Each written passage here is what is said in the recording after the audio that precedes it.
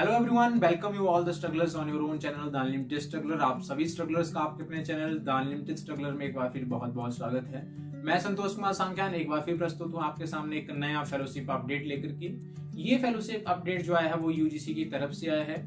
UGC ने अपनी website पे जो है एक नोटिफिकेशन अपडेट करी है, जिसमें ये कहा गया है कि जो 3 हमारी फेलोशिप आती थी, NFSC national fellowship for schedule caste students, NFOBC national fellowship for other backward classes students and minority communities के लिए जो आती थी MANF Maulana Azad national fellowship for minority communities students, इन फेलोशिप को जो है वो रिस्पेक्टिव मिनिस्ट्रीज के हैंड ओवर कर दिया गया है। पहले क्या होता था कि जो फेलोशिप आती थी वो इन मिनिस्ट्रीज से आती थी, जैसे NFSC की आती थी ministry of social justice and empowerment की तरफ से। तो वो फंड जो था वो यूजीसी को देती थी और यूजीसी उस फंड को जो है वो PFMS के पास देता था। सारा प्रोसेस मेकर चेकर का जो प्रोसेस रहता था उसको वेरीफाई करने के बाद, उसके बाद PFMS जो था वो कैनरा बैंक के पास पैसा देता था और कैनरा बैंक फर्दर बैंक्स में जो है वो अलोकेट करता था फंड, जो भी जिस स्टूडेंट का जिस बैंक में खाता होता था। ये एक प्रोसेस था।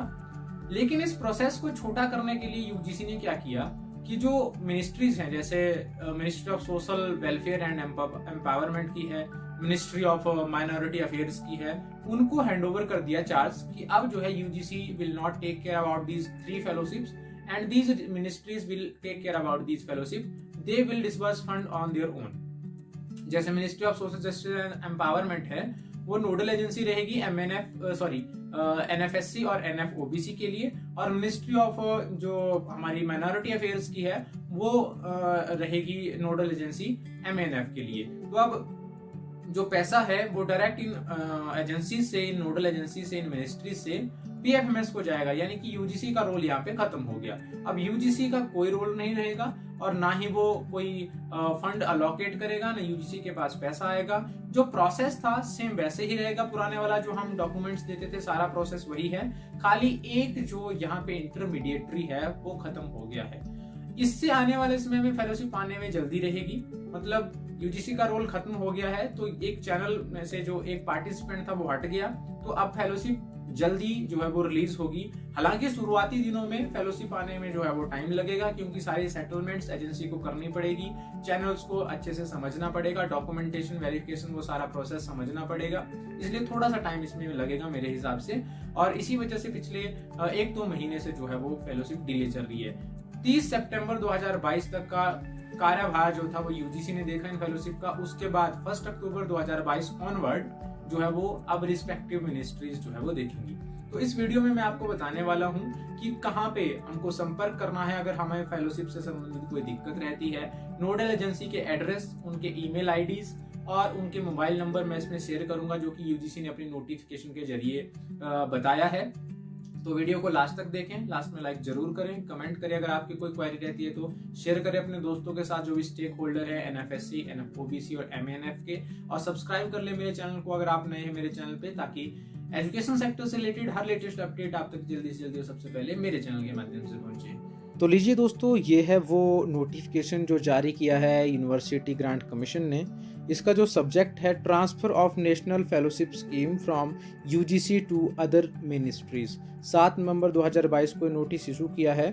इस नोटिस में क्या लिखा गया है दोस्तों, जैसा कि मैंने आपको पहले भी बताया कि 3 फेलोशिप जो national fellowship for SC category के स्टूडेंट्स को मिलती थी, national fellowship for OBC category students के लिए और मौलाना आज़ाद नेशनल फेलोशिप जो माइनॉरिटी कैटेगरी के स्टूडेंट्स को मिलती थी, इन तीनों ही जो फेलोशिप है इनका जो प्रोसेस है अब यूजीसी के थ्रू नहीं, वो रिस्पेक्टिव मिनिस्ट्रीज के थ्रू होगा। जैसे NFSC का जो चैनल है वो अब जो है ministry of social justice and empowerment handle करेगी। पहले भी हालांकि फंडिंग जो है वो यही मिनिस्ट्री देखती थी, लेकिन चैनल पहले कुछ और था। और दूसरा जो हमारा NFOBC है वो ministry of social justice and empowerment ही देखेगा इसका डिसबर्समेंट का प्रोसेस। और Maulana Azad national fellowship for minority students जो मिलती थी वो मिनिस्ट्री ऑफ माइनॉरिटी अफेयर जो है वो चैनल को देखेगा। तो यूजीसी ने पहले भी नोटिफिकेशन जारी किया था, हालांकि उसका जो नोटिफिकेशन का जो नोटिस था वो मुझे वेबसाइट पे नहीं मिला, लेकिन with the help of news उन्होंने ये कम्युनिकेट किया था कि 30 सितंबर 2022 तक का जो चैनल रहेगा, डिसबर्समेंट का प्रोसेस रहेगा, वो यूजीसी देखेगा। उसके बाद जो है वो रिस्पेक्टिव मिनिस्ट्री जो ऊपर लिखी गई हैं ये जो है वो they will be take care about the disbursement process and channel of the this particular fellowships. और 1 अक्टूबर 2022 से अब जो है ये तीनों ही फेलोशिप के लिए जो रिस्पेक्टिव मिनिस्ट्री है, ministry of social justice and empowerment, ministry of minority affair, ये जो है वो डिसबर्समेंट का प्रोसेस देखेगी।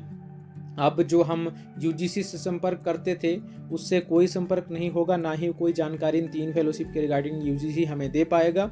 अब इनके लिए अगर हमें जानकारी चाहिए कि हमारा पैसा कब आएगा, अप्रूव हुआ कि नहीं हुआ, बेनिफिशियरी कोड एटसेट्रा एटसेट्रा, वो हमें इन तीनों की जो नोडल एजेंसीज हैं, जैसे एनएफएससी के लिए नोडल एजेंसी रहेगी national schedule caste finance and development corporation, और नेशनल फेलोशिप फॉर ओबीसी के लिए रहेगी national backward classes finance and development corporation, और मौलाना आज़ाद नेशनल फेलोशिप के लिए रहेगी मिनिस्ट्री ऑफ माइनॉरिटी अफेयर्स। इनसे हमको संपर्क करना पड़ेगा। इनके एड्रेस यहाँ पे दे रखे हैं, ईमेल आईडीज और कॉन्टैक्ट नंबर भी दे रखे हैं। अगर आपकी कोई भी प्रॉब्लम है इन फेलोशिप के regarding, then you have to call on this numbers. आपको इन नंबर्स के ऊपर कॉल करनी पड़ेगी और यहीं से आपको जानकारी मिलेगी। और यूजीसी आपको कोई भी जानकारी इसके रिगार्डिंग नहीं देने वाला है। डिसबर्समेंट का चैनल चेंज है।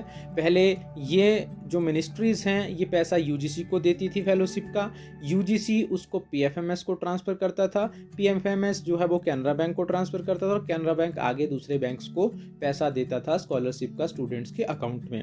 लेकिन अब जो है वो चैनल चेंज है। अब ये रिस्पेक्टेड मिनिस्ट्रीज़ जो हैं वो सीधा पैसा जो है वो पीएफएमएस को देगी। बाकी सारा प्रोसेस वही रहेगा, सेम रहेगा, लेकिन यूजीसी का रोल इसमें से हट चुका है।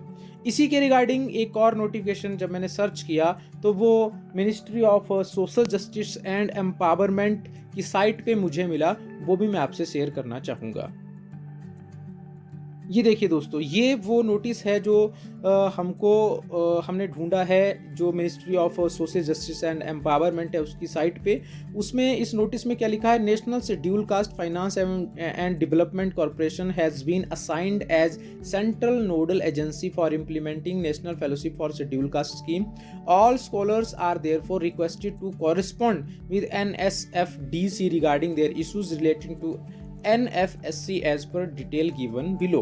कि जो एड्रेस और जो ईमेल आईडी और जो मोबाइल नंबर जो फ़ोन नंबर यहाँ पे दे रखा है उस पे ही आपको कांटेक्ट करना है अगर आपकी NFSC से रिलेटेड कोई क्वेरी होती है तो अब आपके फ़ोन में जो भी यूजीसी का नंबर आपने सेव किया हुआ है फेलोशिप के रिगार्डिंग उसको डिलीट कर दीजिए या मॉडिफाई करके ये नंबर जो यहाँ पे दिया हुआ है और जो नंबर मैंने पिछले वाले नोटिस में आपको दिखाया उन नंबर्स पे आपको कॉल करना है, वहाँ से आपको जानकारी मिलेगी। अभी शुरुआत में थोड़ा सा समय लगेगा इस पूरी सेटलमेंट को, लेकिन बाद में फेलोशिप जब शुरुआत हो जाएगी तो आने की संभावना जल्दी है, उसमें टाइम लैग जो है वो बड़ा कम होगा। तो ये थी दोस्तों जानकारी। आई होप आपको अच्छा लगा होगा। अच्छा लगा तो लाइक ज़रूर करें, कमेंट करें, शेयर करें अपने दोस्तों के साथ जो भी NFSC, MANF, NF, OBC के स्टेक होल्डर्स हैं, और सब्सक्राइब कर लें मेरे चैनल को ताकि एजुकेशन सेक्टर से रिलेटेड लेटेस्ट अपडेट आप तक जल्दी से जल्दी सबसे पहले मेरे चैनल के माध्यम से पहुंचे। Thank you, thanks a lot.